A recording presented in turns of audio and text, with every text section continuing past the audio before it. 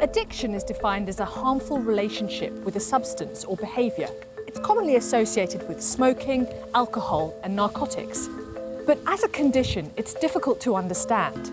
Should we treat it as a neurological disorder, or is it a personality trait? And how can we best overcome it when current treatments for addiction have a relapse rate of approximately 70%? I'm Dr. Farrah Jarral, and I'm at the University of Massachusetts to meet a psychiatrist who's using the power of the mind to overcome addiction. The University of Massachusetts is home to the Centre for Mindfulness, run by Dr. Judson Brewer. So nice to meet you. Come on in, please. It's great to meet you. In your eyes, what is addiction? I actually see it along a broad spectrum of learning. You know, when we look to see how our brains were set up to learn, there's a very basic habit loop that gets set up, and it's set up so that we can basically remember where food is and remember where other types of things are. And all the way on the other end of the spectrum is addiction, where we've got some habitual behavior that's so compulsive that we're locked into it and shun everything else, our family, society, our job, ourselves, in search of fulfilling that. Could you talk me through it, or maybe show me the habit loop? So basically, you know, some trigger comes into your brain, whether you've got a sweet tooth or whether you've got a smoking addiction. Let's say that comes into your brain and your brain says, oh, cigarette, that looks good. And then you want it, right? So you have this urge to smoke, which leads to the behavior. That lays down a memory that says, oh, do that again. In the same way, let's say a trigger where your boss yells at you or something like that, your brain doesn't interpret that as good, it interprets it as bad and says, oh, make that bad thing go away. I remember last time when I smoked, I felt good. So go out and smoke, and then you start to associate smoking with feeling a little bit better because you're basically avoiding your boss. We're constantly doing this throughout our lives. We're thinking, oh, cupcake, I want the cupcake. Oh, there's somebody I hate. Ooh, get out of here. And we're living our lives this way, push, pull, push, pull. If you can start to notice what this push and pull feels like, we describe this as driving a wedge of awareness. So what we do is help people bring awareness to what these feelings actually feel like in their body. Oh, what does a craving feel like? Well, it's tightness, it's tension, it's burning. The next step is seeing what we actually get from our behavior. So for example, we have smokers come in and we say, okay, just go ahead and smoke a cigarette, but really pay attention as you smoke and see what you get from it. And they smoke and they realize, oh, this cigarette doesn't taste very good. As they start to see that process over and over and over, then they can start to step out of it more and more and more and change their behavior. Dr. Brewer has developed an app that uses mindfulness to curb smoking addiction. Mindfulness is the awareness that arises through paying attention to thoughts and feelings in the present moment. For some people, cravings can start in their belly as a tightness or burning sensation. Keep noting what the sensations feel like as the craving builds, crests, and then subsides.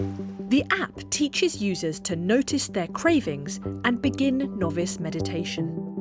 This way, we're teaching them to work with these cravings no matter when they come up, no matter what the circumstance is, and they'll have this tool for the rest of their life. One person who's used the app to quit her long-term smoking addiction is Deb Riley. How old were you when you started smoking? I smoked on a regular basis since I was 16, so it's been about 35 years. So it's a huge achievement for you to have stopped smoking over the last 5 months. Yeah, I still can't believe it. What feelings were you noting when you were starting out with quitting smoking? Irritable. Irritable? I felt irritable or nervous or whatever, and I was able to deal with those feelings and not smoke the cigarette. The first time I really focused on smoking a cigarette, I put the cigarette to my lips. I immediately felt calm. I didn't even light it, but just the action calmed me down. And that's when I realized I don't need this. So today we will go into the lab and you'll get to look at your brain while you're practicing mindfulness. You'll get to see your brain in real time as you go through these exercises and see how that correlates with your subjective experience. How does that sound? Interesting. So into the laboratory area. The experiment will specifically focus on the impact of mindfulness on Deb's cravings. So we'll be putting on one of these caps, and as you see, there are like many holes in there. In each of those holes, we'll put a little bit of gel to pick up the electrical signal coming from your brain through the sensors. So you will take these.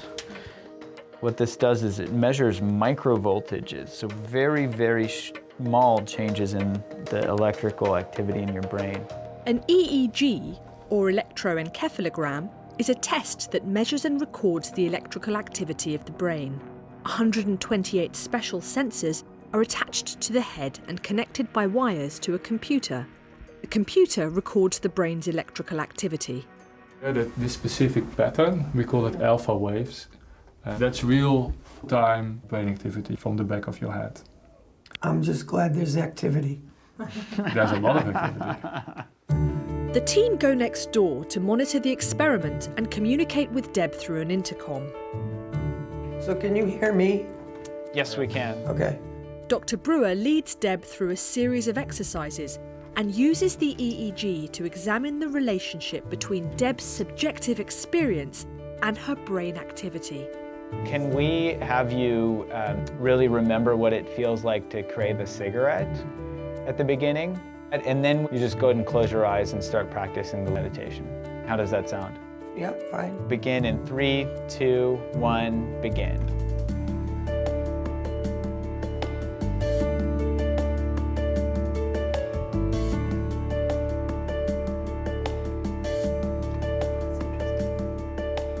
But if somebody is really getting sucked into a thought stream, that's where we start to see people, having trends that move up.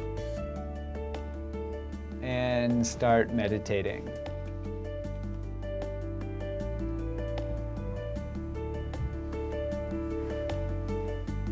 When we see a big thing come up and a big thing drop down, that usually suggests that there was a change in the state. And then when they start to let go, that's where we see the downward trend.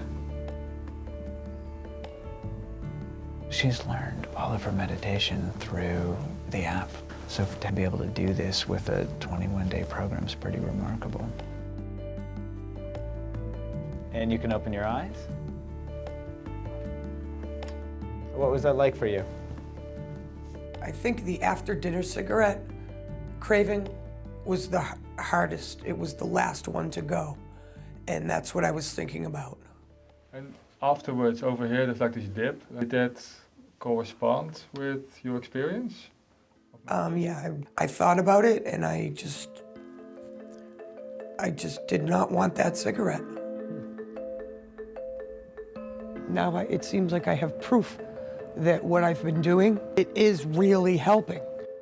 You can see it, so I think I'm gonna continue. What you feel has now been translated into something that makes sense in terms of science. Yes, it definitely, yeah. According to a study conducted by Dr. Brewer in 2011, mindfulness has been proven to be more effective than gold standard treatments for smoking.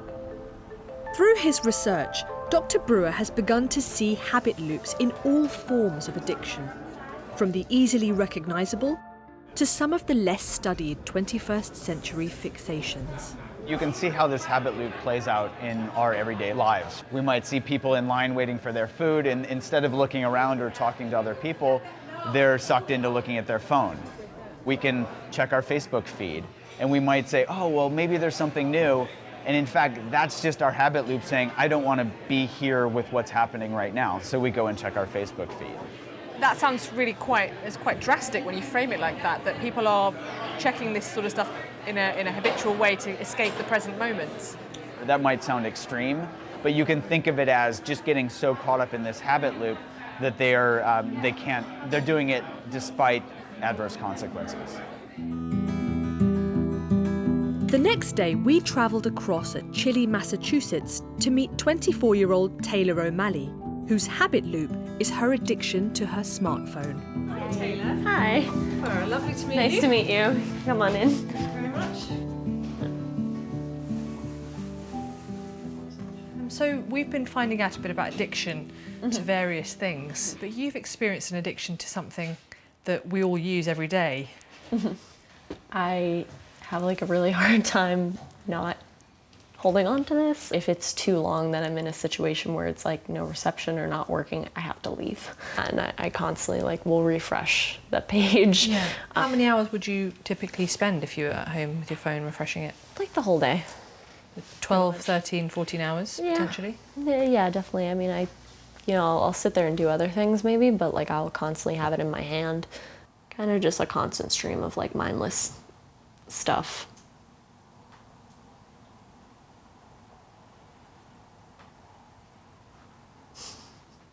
Taylor decided to face up to the severity of her addiction by creating a photography exhibition about her relationship with her phone. Kind of dusty. So you've got the laptop on the toilet, the person in the bath holding a phone. Is this a situation that's real to you? Oh yeah, this was my bathroom in my old apartment. If I was taking a bath, I'd watch a movie. My phone would either go on the windowsill back here or it would sit here, and I've like answered my phone like In the bath? in the bath. When you mentioned being at home all day and just refreshing your phone for many, many hours and not even making yourself food, that sounded quite worrying to me. You know, not caring for yourself, neglecting yourself essentially. Yeah, I definitely am a repeat offender of that. Like I'll be sitting there like, I should make food, and I'll sit there on my phone, and then it'll be like 4 hours later, I'm like, or it'll be midnight, and I'm like, well, you never ate today, go to bed. That many hours can pass. Yeah, definitely. So we've been talking to a psychiatrist who has done a lot of work with people who are addicted to things like smoking. And part of this work involves noticing what's going on in your body when you have the craving or compulsion to do the habit. And eventually being able to ride that wave and let it pass without doing the thing. Right. That would be really interesting, kind of like terrifying in a way.